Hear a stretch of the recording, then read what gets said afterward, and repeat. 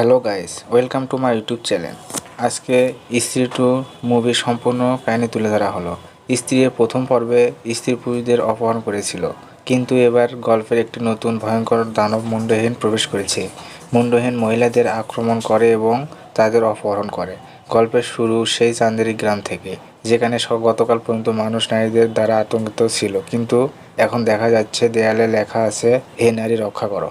এই মুহূর্তে গ্রামে সবকিছু ঠিকঠাক চলছে যখন হঠাৎ একদিন বিট্টু অপর শক্তি খুনার গার্লফ্রেন্ড চেট্টিকে মুন্ডু কেড়ে তুলে নিয়ে যায়। সেখান থেকে সমস্যার সৃষ্টি হয়। বিক্কি রাজকুমার রাও এখনও নামের রহস্যময় মেয়ের শ্রদ্ধা কাপুরের অপেক্ষা করছে।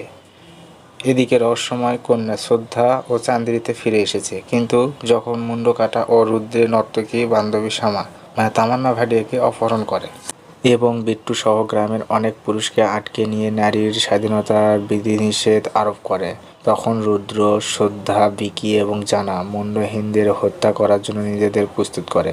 তারা চারজন মিলে কি মুন্ডহীনদের ধ্বংস করতে পারবে? গ্রাম থেকে অপহরণকৃত মেয়েরা কি মুন্ডহীনের কবল থেকে বাঁচবে? বিকি কি এইবার ভালোবাসা পাবে? এই সব প্রশ্নের উত্তর মিলবে স্ত্রী টু ছবিতে।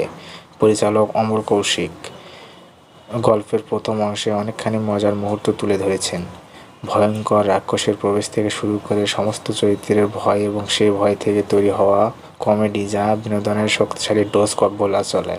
ছবিতে রাক্ষস ও তার সাম্রাজ্যের ধ্বংস নিয়ে যে ধরনের জগৎ ও দৃশ্য উপস্থাপনা করা হয়েছে, ভিএফএক্স চমৎকারভাবে ব্যবহার করা হয়েছে। ক্লাইম্যাক্সের বরুণ ধাওয়ানের সঙ্গে অক্ষয় কুমারের এন্ট্রি শুধুমাত্র বিনোদনের অংশ নয়, আরও নানা মুহূর্ত তুলে ধরে।